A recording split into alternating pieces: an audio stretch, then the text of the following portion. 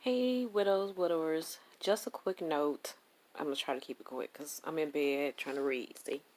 Me, my book, and my pen. That's just my life. And I'm loving it. However, I unearthed or dug up some feelings recently. And it caused me to say this that we, as widows and widowers, need to give ourselves permission to make bad decisions. Okay? And not the ones that we purposely go out and do, of course, but those where you try your most and you just fall short. Sometimes all just fail completely. Now, for myself, I I dug these emotions up because I wanted to. This is a new year, and I'm feeling things, and I want to deal with them. So, um, what I did, I sat down, and it just literally just came to me, and that is grief is actually tangible. And I know I've said this before in previous videos, but it's tangible. You can feel it physically. It can manifest itself in your health. For me, example, when my husband passed away suddenly, like I said, I was on maternity leave. I was pregnant with our second son, and I remember a friend came to visit me, and I was stuttering, and didn't know why. I don't do it. Never had done it prior to, but I was stuttering. And it slowly went away. And then too, I know I had this video about how you know you can make all the plans in the world the way my husband and I did, as best we could for our situation. To prepare for death. We were the type of couple, we weren't afraid to talk about it. Um, for us, because my husband's illness was a real thing, and that was a real possibility. So we wasn't afraid to talk about it. So you put in certain safeguards and things like that. And with that being said, we put in a lot of safeguards, financial safeguards. But when I look back at the actual, you're going to always project, put in safeguards. But when you put the actual in front of you, and you say, oh man, I messed that up. Not on purpose. Because none of those safeguards, none of those accountability partners can protect you from your real and raw emotions. I did things just so I can feel good in that moment, just so I can not feel the pain and the torment I was feeling of losing my husband. And to,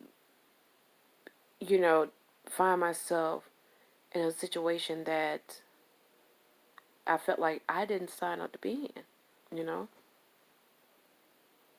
So I made decisions based off emotions. Although, like I said, those safeguards were there. But it could not do anything with my emotions. It couldn't defeat my thought processes at that time.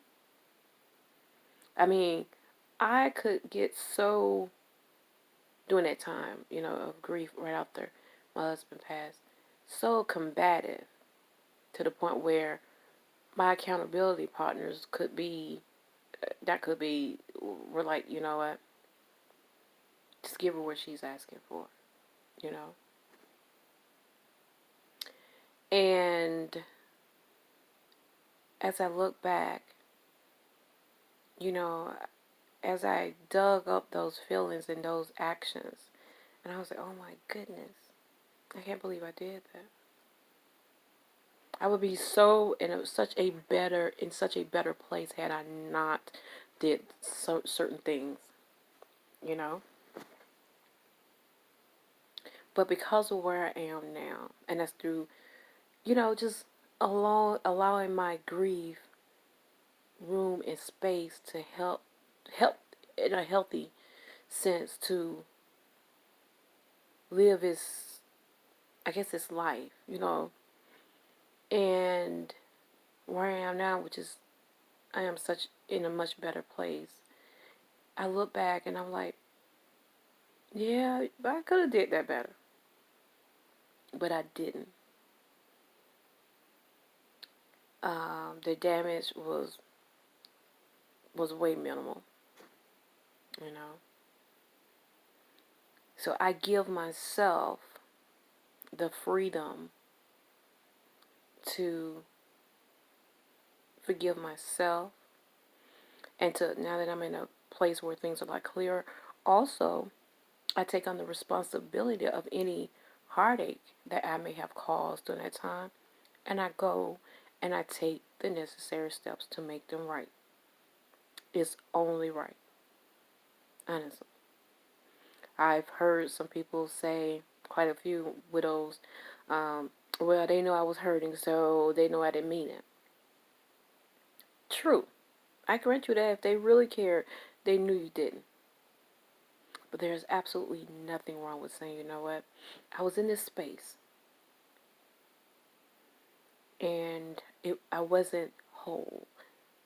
And I just wanted to let you know I appreciate all that you have done, and that I would not ever intentionally do anything to hurt you or undermine your opinions, you know.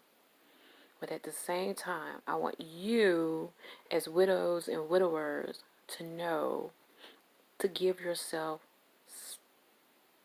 permission to forgive yourself. There was not, I don't care who you are. I mean, you could be a grief counselor, psychiatrist, or whatever, a financial guru. Yet when tragedy and grief, and some even call it PTSD, you know, hits you, all of that goes out the door. So you have permission to forgive yourself first. And I would pray that you would take back your power, because it will give you power when you do this, on what has happened. Seek help to fix it, and offer any heartfelt apologies. But that first apology must come from you. All right, forgive yourself and take care of yourself.